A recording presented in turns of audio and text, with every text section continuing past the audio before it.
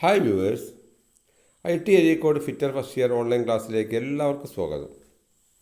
ഇന്നത്തെ class lathe operation വിഭാഗത്തിൽ ഫേസിങ്ങിനെ കുറിച്ചാണ്. എൻ്റെ പേര് രാധാകൃഷ്ണൻ, അരീക്കോട് ITയിലെ സീനിയർ ഇൻസ്ട്രക്ടറാണ്. നമുക്കറിയാം, ലെയ്ത്ത് ഉപയോഗിച്ച് പലതരം ഓപ്പറേഷൻസ് ചെയ്യാൻ പറ്റും. പ്രധാനമായിട്ട് നമ്മൾ ചെയ്യുന്ന operations facing, turning, step turning, taper turning, form turning, threading, boring, knurling, drilling, ഇതൊക്കെ നമുക്ക് പല ഓപ്പറേഷൻസ് നമുക്ക് ചെയ്യാൻ പറ്റും. അതിൽ ഏറ്റവും പ്രധാനപ്പെട്ട ആയിട്ടുള്ള ഫേസിങ്ങിനെ കുറിച്ചാണ് നമ്മൾ ഈ ക്ലാസ്സിൽ ഡിസ്കസ് ചെയ്യുന്നത്. എന്താണ് ഫേസിങ് എന്ന് നോക്കാം.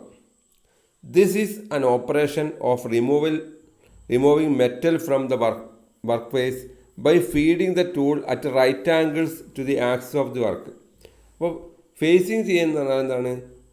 ഒരു വർക്ക് പീസിൻ്റെ ഫേസിൽ നിന്ന് മെറ്റൽ റിമൂവ് ചെയ്യാൻ വേണ്ടിയിട്ട് അതിൻ്റെ ടൂള് വർക്കിൻ്റെ റൈറ്റ് ആംഗിളായിട്ട് മൂവ് ചെയ്തിട്ടാണ് ഇത് ഫേസിങ് ചെയ്യാറ്.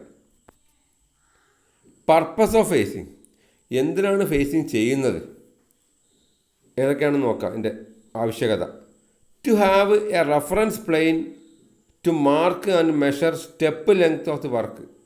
ഓരോ സ്റ്റെപ്പും ചെയ്യാൻ വേണ്ടിയിട്ട് നമുക്ക് മാർക്ക് ചെയ്യണം. അങ്ങനെ മാർക്ക് ചെയ്യാൻ വേണ്ടിയിട്ട് നമുക്ക് ഉപയോഗിക്കാം facing. To have face at right angles to the axis of the work. ആ വർക്കിന് റൈറ്റ് ആംഗിളായിട്ടൊരു ഫേസ് നമുക്ക് ടേൺ ചെയ്യണം. അതിന് വേണ്ടിയിട്ട് നമുക്ക് ഫേസിങ് ഉപയോഗിക്കാം. To remove the rough surface on the faces of the work and have finished faces instead. അത് റഫ് ഫേസാണ് വേണ്ടത് നമുക്ക് ഫിനിഷിന് പകരമായിട്ട്. അതിന് നമുക്ക് ഫേസിങ് ഉപയോഗിക്കാം. To maintain total length of the work. നമുക്ക് ഇതിൻ്റെ ലെങ്ത്ത്, ഈ വർക്കിന് ലെങ്ത്ത് കറക്റ്റ് അഡ്ജസ്റ്റ് ചെയ്യണം. അതിനു വേണ്ടിയിട്ട് നമുക്ക് ഇത് പ്രധാനമായിട്ട് ഫേസിങ് നമുക്ക് ഉപയോഗിക്കാം. ഇനി ടൈപ്പ് ഓഫ് ഫേസിങ് ഏതൊക്കെ തരമുണ്ട് നോക്കാം. Facing may be rough or finishing facing. പ്രധാനമായിട്ട് രണ്ട് തരത്തിലാണുള്ളത്, റഫും ഓർ ഫിനിഷ് ഫേസിങ്ങും. രണ്ട് തരത്തിലുള്ള ഫേസിങ് ആണുള്ളത്, റഫും ഫിനിഷിങ്ങും. Rough facing is done to remove the excess metal on the face of the work by coarse feeding with more depth of cut leaving sufficient metal for finishing. പ്രധാനമായി രണ്ട് തരത്തിലുള്ള facing ആണുള്ളത്, rough ഫേസിങ്ങും finishing ഫേസിങ്ങും. നമുക്ക് metal remove ചെയ്ത് ഒരു റഫായിട്ടുള്ള surface കിട്ടിയാൽ മതി എങ്കിൽ നമുക്ക് റഫ് ഫേസിങ് ചെയ്യുന്നു. അതല്ല, നമുക്ക് വളരെ ഫിനിഷായിട്ടുള്ള സർഫസ് കിട്ടണം എങ്കിൽ നമ്മൾ ഫിനിഷ് ഫേസിങ് ചെയ്യുന്നു. അപ്പോൾ ആദ്യം റഫ് ഫേസിങ് എന്താണെന്ന് നോക്കാം. റഫ് ഫേസിങ് എന്ന് പറഞ്ഞാൽ നമുക്ക് അധികം ഒരു 1-2 mm മെറ്റലൊക്കെ റിമൂവ് ചെയ്യണമെങ്കിൽ നമുക്ക് റഫ് ഫേസിങ് ചെയ്യാം. അങ്ങനെ ചെയ്യുമ്പോൾ നമുക്ക് ഫിനിഷ് ഫേസിങ് ചെയ്യാനുള്ള സ്പേസ് അവിടെ കാണണം. അതിന് കുറച്ച് നല്ല അളവുകൾ കഴിച്ചിട്ട് മാത്രമേ നമുക്ക് റഫ് ഫേസിങ് ചെയ്യാൻ പറ്റുള്ളൂ. Rough facing is done by feeding the tool from the periphery of the work towards the centre of the work. അപ്പോൾ നമ്മൾ സാധാരണഗതിയിൽ റഫ് ഫേസിങ് ചെയ്യുന്നത് ഇതിൻ്റെ പുറത്തുനിന്ന് ഉള്ളിലേക്ക്, സെൻറ്ററിലേക്കാണ് നമ്മൾ സാധാരണഗതിയിൽ ടൂള് മൂവ് ചെയ്യിക്കുന്നത്. Finish facing is the operation to have a smooth face by removing the rough surface produced by the rough facing. Rough facing മൂലം ഉണ്ടാകുന്ന സർഫസ് നമുക്ക് നന്നായി ഫിനിഷാക്കി എടുക്കുക. അതിനാണ് നമ്മൾ ഫിനിഷ് ഫേസിങ് ചെയ്യുന്നത്. Finish facing is done by feeding the tool from the centre of the work towards the periphery. ആ ഫിനിഷ് ഫേസിങ് എന്ന് പറഞ്ഞാൽ എന്താണ്? ആ സെൻറ്ററിൽ നിന്ന് പുറത്തേക്കാണ് ഫിനിഷ് ഫേസിങ് ചെയ്യുന്നത്. റഫ് ഫേസിങ് ആകുമ്പോൾ പുറത്തുനിന്ന് സെൻറ്ററിലേക്ക് വരുന്നു, എന്നാൽ ഫിനിഷ് ഫേസിങ്ങിന് അധികം സെൻറ്ററിൽ നിന്ന് പുറത്തേക്കാണ് വരുന്നത്. ഇനി rough facing is done by choosing a spindle RPM according to the average diameter of the work. നമുക്ക് ഈ റഫ് ഫേസിങ്ങിന് വേണ്ടിയിട്ട് അതിൻ്റെ വർക്കിൻ്റെ ഡയമീറ്റർ അനുസരിച്ചാണ് നമുക്ക് RPM സെലക്ട് ചെയ്യുന്നത്. The recommended cutting speed with a course feed or more depth of cut. അത് നമുക്ക് എത്ര ഡെപ്ത് ഓഫ് കട്ട് കൊടുക്കണം, എത്ര കോഴ്സ് ഓഫ് ഫീഡൊക്കെ നമുക്ക് കറക്റ്റ് ചെയ്തിട്ട് മാത്രം ചെയ്യാൻ പറ്റും. Finish facing is done by choosing a cutting speed about twice that of the cutting speed for റഫിങ്. റഫിങ്ങിൻ്റെ കട്ട് സ്പീഡ് ഡബിളാണ് നമ്മൾ ഫിനിഷ് ഫേസിങ് കൊടുക്കുന്നത്. With a fine feed rate of 0.05 mm approximately and with depth cut of not more than 0.1 mm. Depth of cut 1 mm കൂടുതലല്ലാതെ നമുക്ക് ഇതിൽ ചെയ്യാൻ പറ്റും.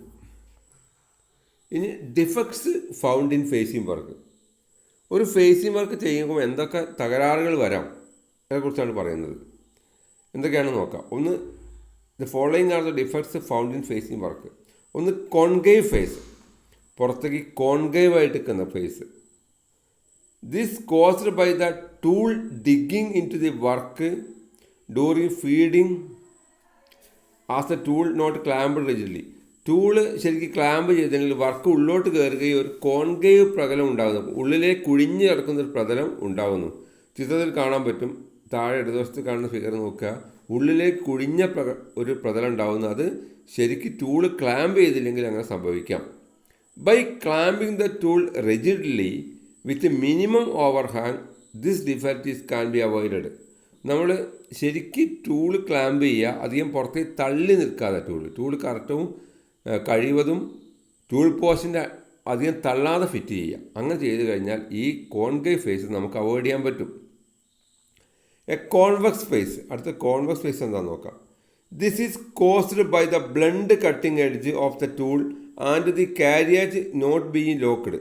അപ്പോൾ ഇത് ഒരു ബ്ലണ്ടായിട്ടുള്ള കട്ടിംഗ് ടൂൾ ഇത് ഉണ്ടാവാം. അതുപോലെ കാരേജ് ലോക്ക് ചെയ്തില്ലെങ്കിൽ ഇങ്ങനെ സംഭവിക്കാം. To avoid this defect resharpen the tool and use it. Also lock the carriage to the bed of the lathe. അപ്പോൾ ഇങ്ങനെയുള്ള ഇത് ഡിഫക്റ്റ് അവോയ്ഡ് ചെയ്യാൻ ഈ ടൂള് ശരിക്കും റീഷാർപ്പൻ ചെയ്യുക, വീണ്ടും മൂർച്ച കൂട്ടുക, ഇവിടെ ഉപയോഗിക്കുക. അതേപോലെ കാരേജ് കറക്റ്റായിട്ട് ലോക്ക് ചെയ്യുക.